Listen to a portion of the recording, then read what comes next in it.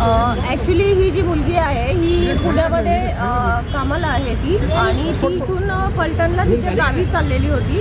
सकाळी 5:30 पावणे 6च्या दरम्यानची ही गोष्ट आहे. ती स्वारगेट बस स्टँडमध्ये बससाठी थांबलेली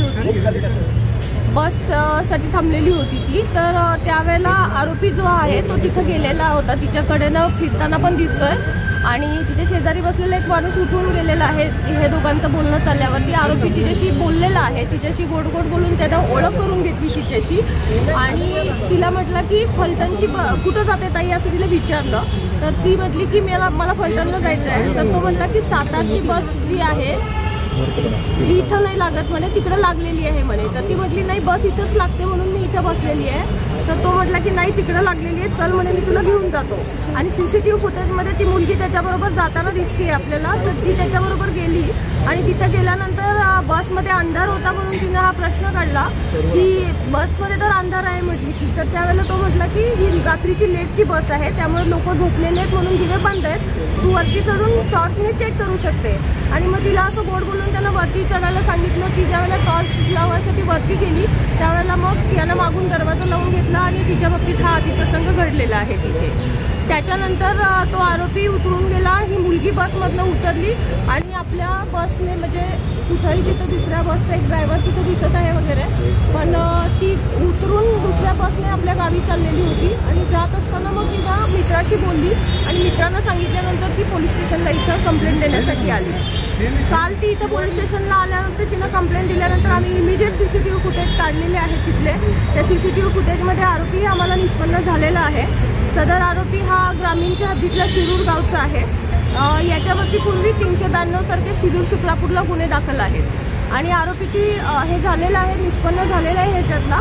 या आरोपीला शोधायला कालपासून जवळपास आमच्या 8 टीम काम करतात. क्राईमच्या टीम आहेत, ड्रोनच्या टीम आहेत, आणि जवळपासच्या भागामध्ये सगळीकडे त्याचा शोध घेतला जात आहे. डॉग स्पॉट पण रात्री लिहिलेला होता. तिथल्या शेतांमध्ये वगैरे कुठं लपून बसला असेल तर त्या दृष्टीने आमचा सर्च सगळा कालपासूनच चालू आहे.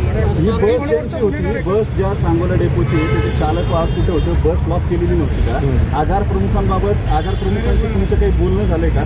ज्यांच्या प्रॉपर्टीत ही घटना घडली आहे त्या लोकांना STच्या कुणालाच काही माहिती नाही असं काही घडलंय त्यांच्याकडे? नाही, असं माहीत नसायचा प्रश्न नाही आहे तिथं, परंतु आमच्याकडे कंप्लेंट आल्यानंतर आम्ही त्याच्यावरती कारवाई चालू केलेली आहे.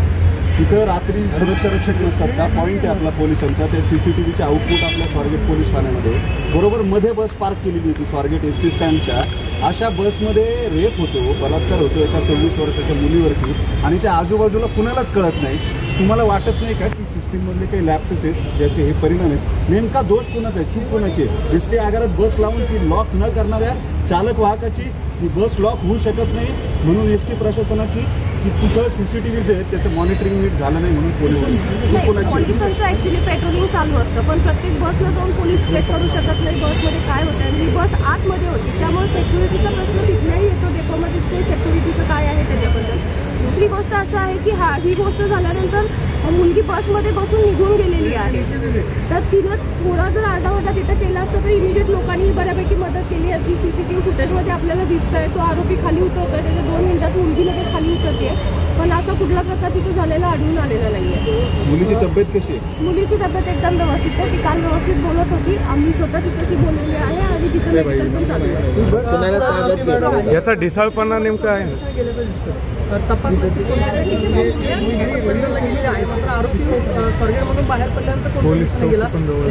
पथकं जी आहेत ती या भागामध्ये तपास करतात. आता पथकं जी आहेत ते मी डिटेल तुम्हाला देऊ शकत नाही, कारण याच्यामध्ये असं आहे की आरोपी जर जागा झाला ऑलरेडी आम्ही त्याला कालपासून शोधतो, तो आमच्या ताब्यात आलेला नाही आहे. त्यामुळे तपासाचं जे पूर्ण डिटेल्स मी आपल्याला आता इथे देऊ शकतो. स्वारगेटच्या आगार प्रमुखांशी काही बोलणं झालंय का तुमचं? माझं पर्सनली अजून त्यांच्याशी काही बोलणं झालेलं नाही. पहिलं आम्हाला आरोपी निष्पन्न करणं, त्या मुलीची काळजी घेणं हे आमच्या तयारीच्या गोष्टी आहेत.